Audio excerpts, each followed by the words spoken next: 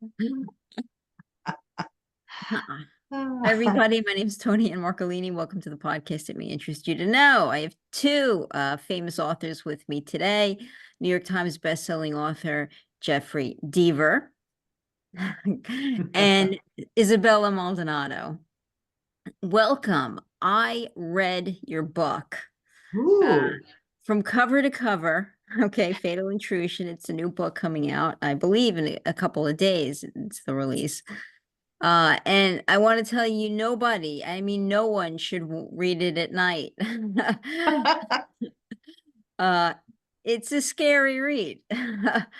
I think, and I'm going to get the questions in a second, but I always start by giving a little blurb, about the book and what I thought about it. It's electric, right? It's just an absolute electric read. It takes place over a short period of time. You're in it again right from the beginning. You start with, a murder. I mean, you start with what certainly appears to be a serial killer in the beginning, and you just take off from there. It's impossible to put down. It's also a little eerie. I want to say in many spots. I'm not a big fan of spiders, so you definitely scared the crap out of me. I'll leave it at that. Like that was a little much for me. But it's an absolute thrill ride of a book, which you're not going to be able to put down. And just when you think you figured out what's going on, you'll think at various points as the reader that you know what's going on, but you really don't. And I think it uses a lot of high tech investigative tools. And the real, to me, piece of the book that drew me in was the chemistry between your two lead characters. I found that Jake and Carmen were the two investigators for our purposes anyway. While she is an agent, she's not really in this book, right? She takes time off to do this investigation on her own time. And they have fantastic chemistry, and it really drives the narrative for me. It's what made me love the book, even though the story itself is a little spellbinding and a little hold on to your seat because you're just going to keep getting flipped around like a banana. But their chemistry really drives the book.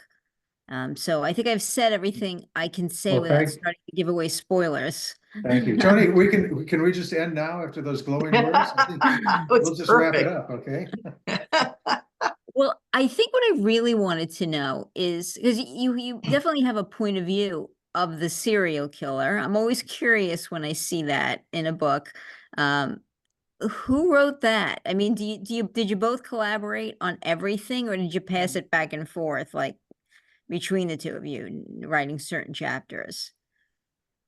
Sure. Shall I just jump in, Yeah, Isabella? go ahead. And Yeah. we, you sometimes hear about an author who may come up with an idea and then hand it off to another author. That's not what we did. This is a 50-50 project.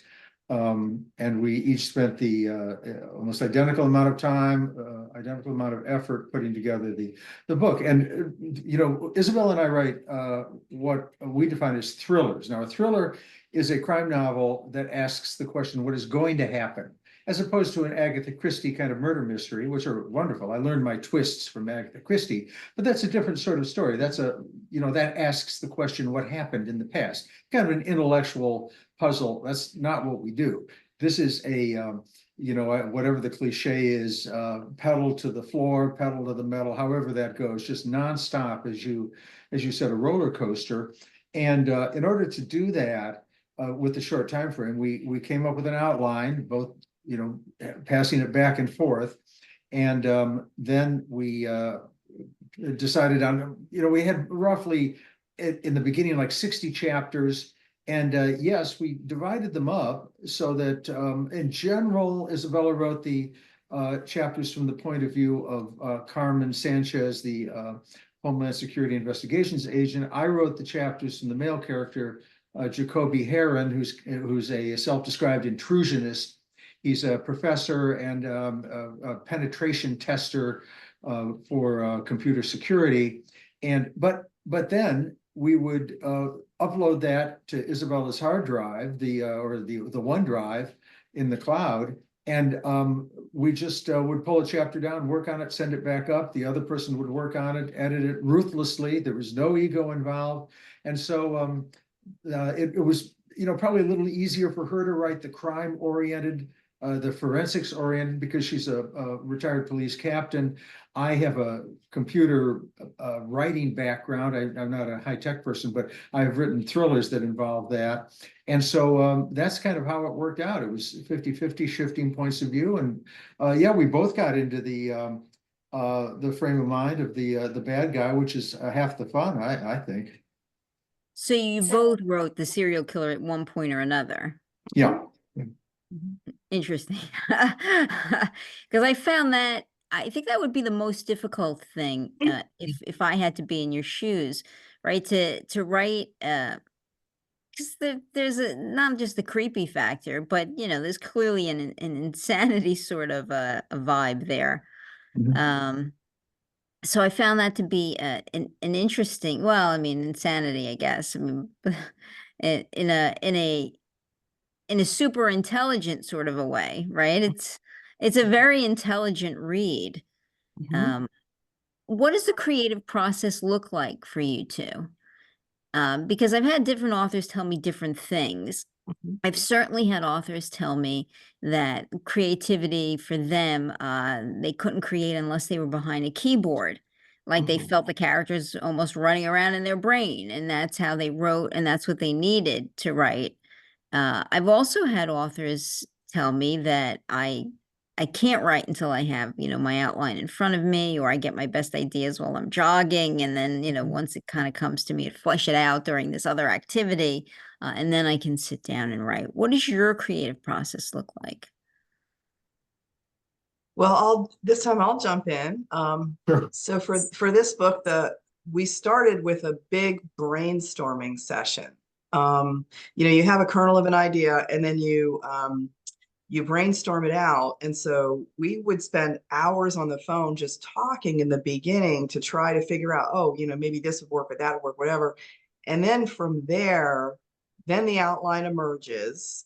And Jeff is an extraordinary outliner. I outline as well, but mine are much more condensed. His are more fleshed out, which is really, really good for when you're writing together, when you're co-authoring. That's really, it's nice to have a much better, more filled out idea of where you're going.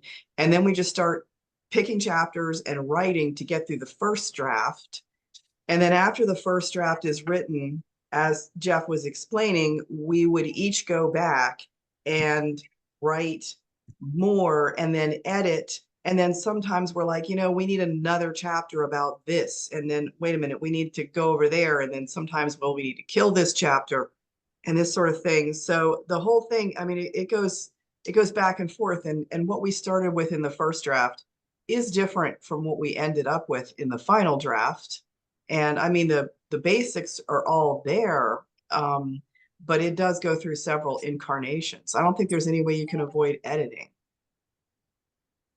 Yeah. So in this instance, you kind of come up with the idea just by bouncing off each other, right? In long conferences. Yeah, we had to have several. Exactly. Yeah, and then we'd get to the, of course, the editing process is, I look at it as a manufacturing process. A book is a product, and that I've had wonderful panels on this because it's a creative product, but it's not a lot different from toothpaste. Toothpaste is a creative product too. It's a different kind of creative product. And so I think there's should be a mechanism involved, and that's the outline, that's the repartee between the co-authors, trying to come up with the best product you possibly can. And you're familiar with the term pantser, as in seat of the pants, and authors sit down and they simply wait for the muse to tap them on the head. And there's creativity involved any writing, actually any of the arts for that matter. You have to come up with an idea somewhere.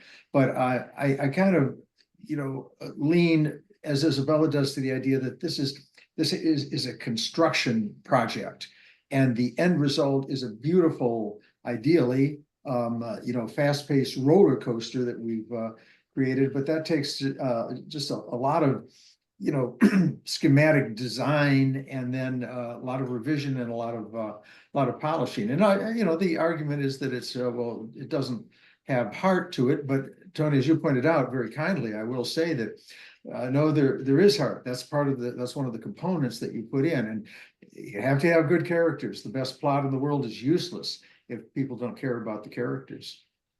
Oh, right. And you're multi-layered in your characters, in that you have, Carmen's relationship with her sister, as well as her, potential romantic relationship with Jake, right at the heart there, and friendship, certainly. So yeah, the relationships definitely drive you along. But I mean, I'd be lying if I said that. I mean, there just isn't a lot of, are you guys going to be safe? Is this going to be okay? What's going to happen next?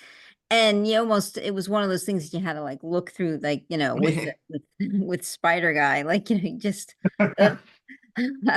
right. Like you couldn't help but watch, because I had to know what was going to happen, but it was, I Well, mean, I have a lifelong fear of spiders. Like I gave a car back once because of a spider. Like, so like for me, one I'm thing I like, will no, but I got to get to the end. I just have to. I had to One, look, but it one wasn't thing we were easy. very conscious of, Toni, is that we're very aware of our readers. They're our gods. We write for them. It's not about us. And part of that is, what are the threats that the readers encounter as well as the main characters. And for instance, we don't hurt children. Never in our series, we will never hurt a child. We don't hurt animals. And you notice I didn't kill any spiders in this story at all. I think they were, and now do you admit this or not? And I'm just going to ask you a question. I learned fascinating things about spiders. I did the spider research. Isabella did other research. I did the spider research. They're fascinating. I learned about like a male spider that after the female lays the little baby spiders, he takes care of them. He's a stay-at-home dad, and he takes care of the spiders. I thought that was very cool. So yes, the spider thing is creepy, and yet we were very aware that we didn't want the readers to be grossed out too much. It's a creepy story. It's a crime story, so we have that. But like, there's no sexual violence in it. The violence is pretty much off camera. We don't really see anything happening. So we want it to be a la Alfred Hitchcock's suspense, and not gore. And we worked very hard to bring that out. Oh yeah, you definitely have I mean, I could see this cinematically looking beautiful on a screen. Like it's written like that.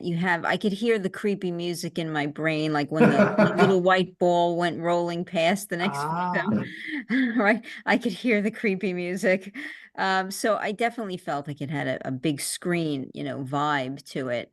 When I was reading it, I could, you can hear the music almost leading you to the fear, uh, mhm, more than I thought anyway. It was graphic. If it felt graphic, I think it may feel graphic to some people because you certainly describe um what happens.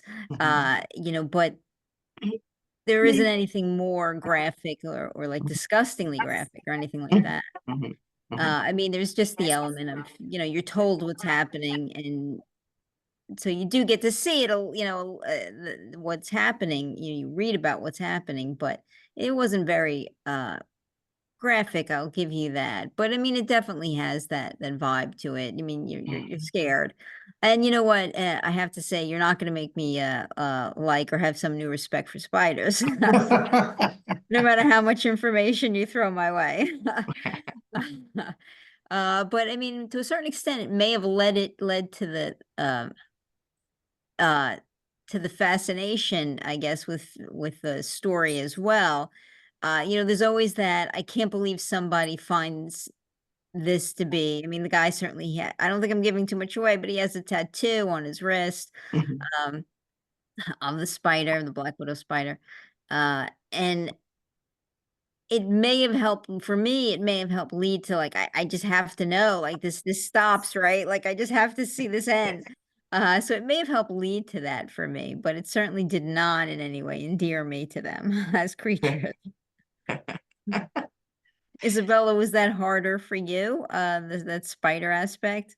Yeah, I've never liked spiders too. I can't say I'm arachnophobic, but I'm not far from there like you. I've always hated spiders so much.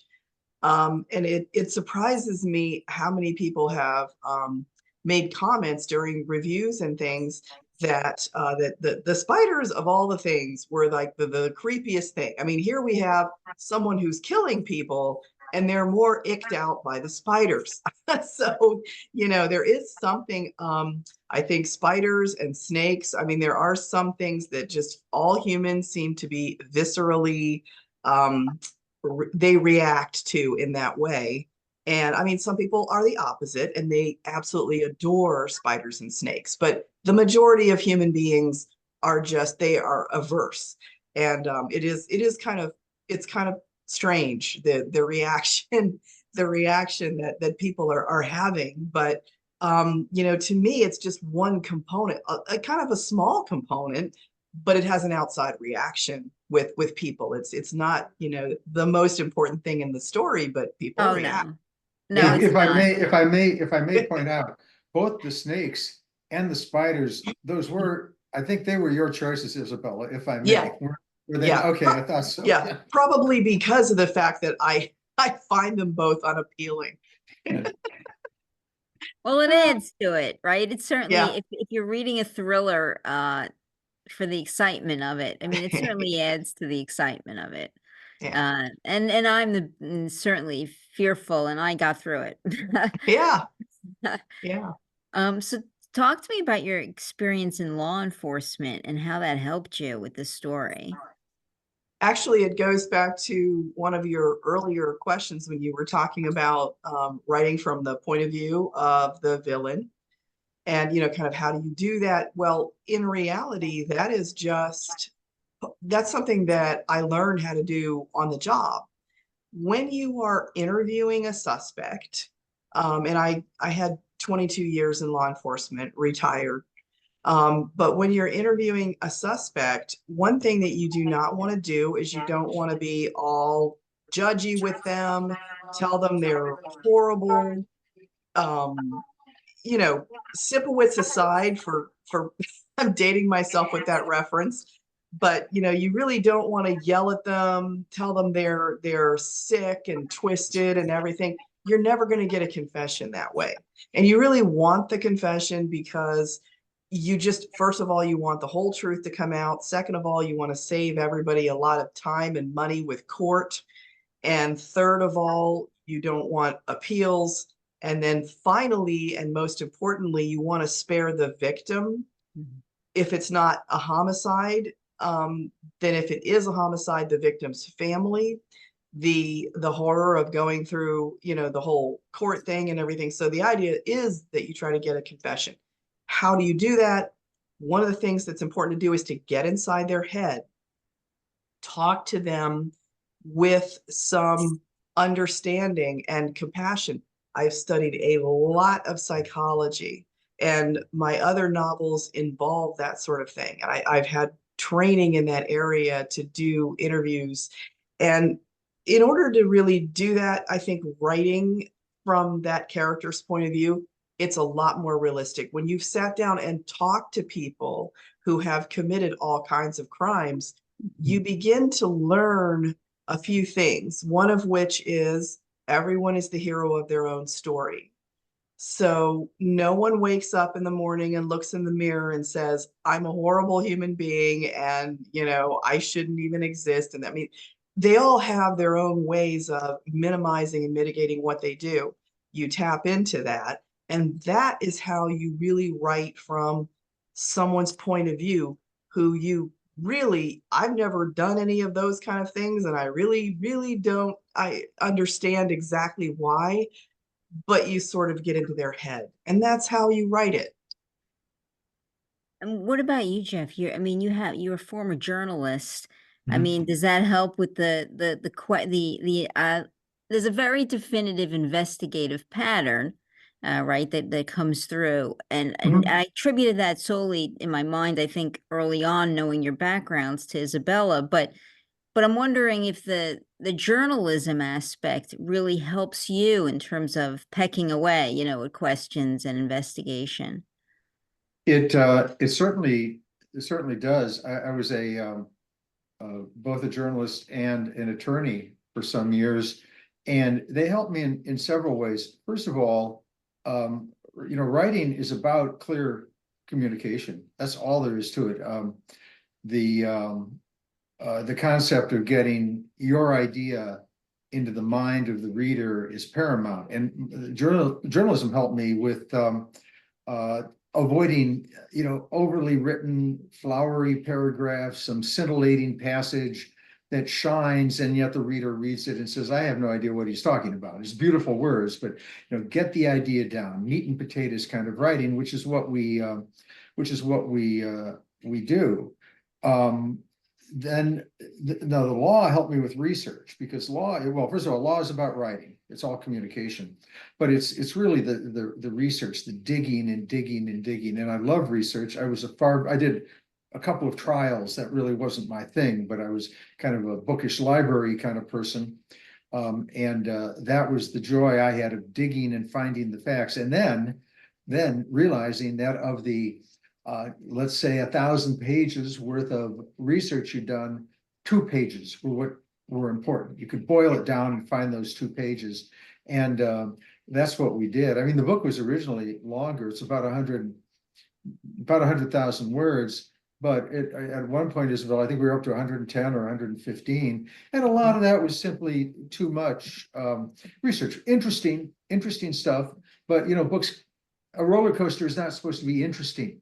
A roller coaster is supposed to be, oh my God, am I going to survive? And that's what we wanted the book to be. So yeah, those prior careers were very helpful.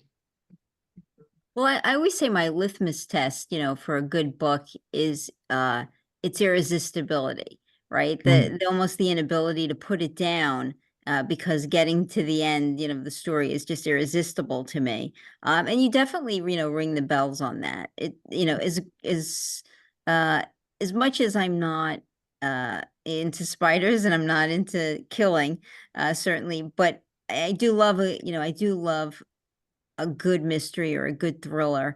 And this is one that it's kind of irresistible. You kind of have to get to the end.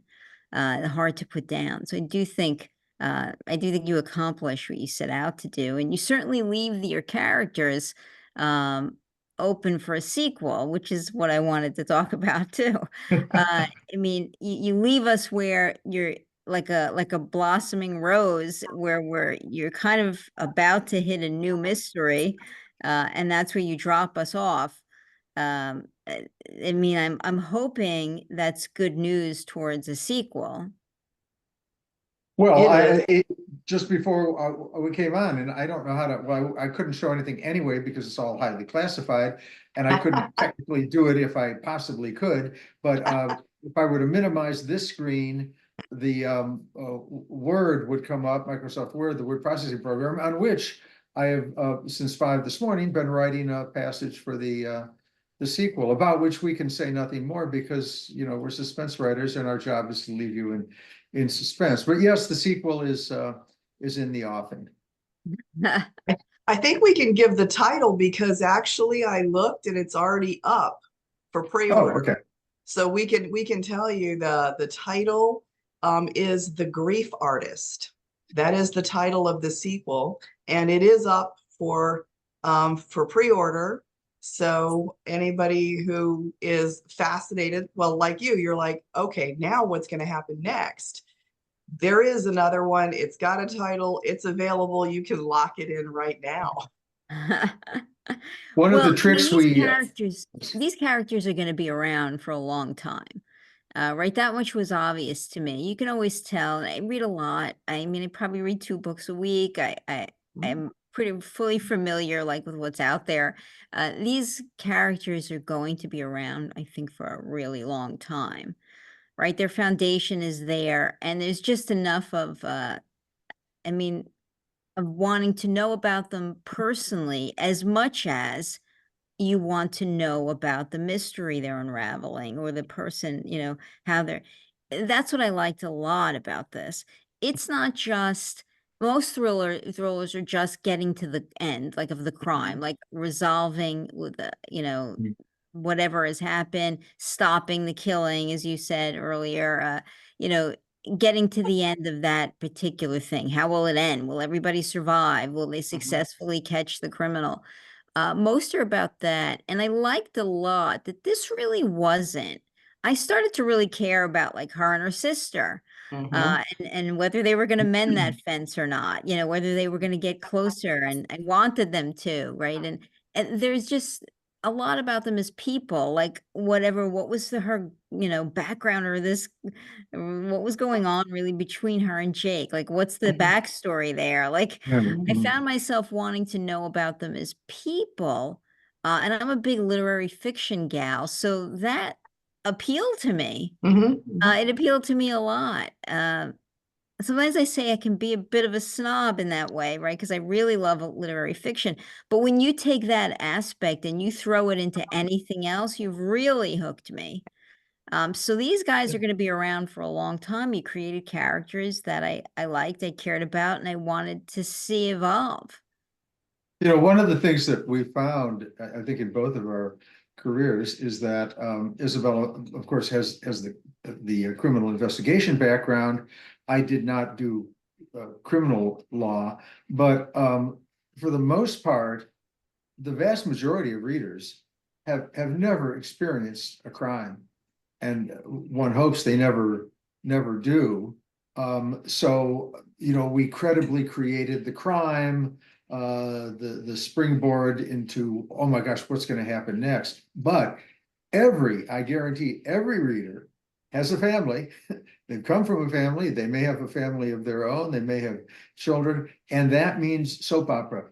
There are conflicts with spouses, partners, with children, with coworkers, with the strangers on the street. It doesn't become violent, but that's what I think readers really respond to, those kinds of conflicts. And then I was just very pleased to hear you say, if you can tie that onto a fast moving train of a suspense story, then you really touch that magic spot that readers will love. And I think a book is the most I guess emotionally engaging creative experience Mm. we can have. We go to an art museum, and come on, after 20 minutes, you're thinking, where are we going to go for drinks afterwards, right? Okay, beautiful painting, but not everybody, but generally you see a concert. Okay, good. Okay, my head's hurting. Now it's time to go get drinks somewhere or dinner. But a book, ideally, if you can grab the reader, that's, because we make the setting with the writer. We hear the voices of the characters in our minds. We see things that in our minds that have been created between the two of us, the author and the reader. And so that's why, we worked really hard to create this, wonderful little package for everybody's extreme engaging entertainment. I'm a firm believer, you find your audience, where they are in their life, and a lot of people are just hardcore readers, that reading is a part of their life and has been probably their whole lives, right? I tell the story all the time. I remember the first time my mother took me to the library, holding her hands. I got a library card, and I just thought, like I say, I heard harps. Like, when I walked into the library and I looked around and there were books everywhere, and I was like, wow, I found my place in the world. Yeah. Right. So That's there were certainly people reading like that, but there are Mhm. also people reading for purely escapism because what's going on in their life, right? Mhm. They're going through chemotherapy. They're, Mhm. maybe a breakup of a family or a relationship. They're going through something. healing in some way, and they just need to escape into something that will allow their brain to turn off for a Mhm. period of time.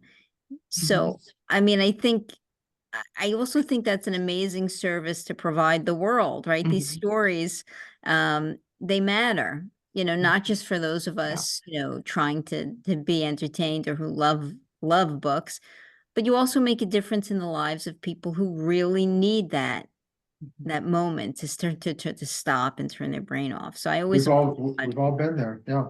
Mhm. I always applaud authors when I get them on here and say, I think what you do is amazing. It's amazing work, which is highly underrated. I say the same for filmmakers, authors. I think the entertainment industry is highly underrated in that Mhm. regard. Everybody says, oh, well, what is that? That's not really work. That's a lot of work to bring something to you, to tell a good story. And if you don't think so, I defy anybody to just do it, right? I mean, to tell a good Mhm. story that can keep interest, and help people just step into a world different than their own, truly takes talent. So I applaud you for that. And I do think you provide a great service to the world when you do it. Well, You I know, think that story is extremely important and always has been for human beings. Actually, Lisa Cron wrote a really great book about it called Wired for Story, um, nonfiction book about that. But in general, I mean, since we know from cave art that people were telling stories, since there was any, even maybe before there was actual language, they were finding ways to tell stories for thousands of years. And it is how I believe that people evolved and developed, because I can tell you, if we're all in the same tribe, I can tell you a story about how I avoided the lion, or how I didn't eat this particular berry because it's poisonous or whatever. You'll remember it better from the story than if I just point and say, don't eat that or don't go there. You'll remember the story. And so I do think it really did. And we really are wired for story. We appreciate that. And all of the arts tell a story, from songs to paintings to even a 10-second commercial tells a story. We are exposed to story all the time. Sales pitches, every kind of way, political speeches, anything that you can think of, there's some element of story. And so, yes, I agree with you completely that those who tell the best stories are the ones who will connect the best. And I think that that is very important for everyone. Isabella brings up a very good point. And it's something that actually we have not talked about it too much. But there is Samuel Goldwyn, the filmmaker, said, you want to send a message, go to Western Union. Nowadays, nobody knows what Western Union is, but back in the day, it was like the X or the Twitter of the time, and instant messaging. And he meant, of course, a movie in his case is not the place to preach.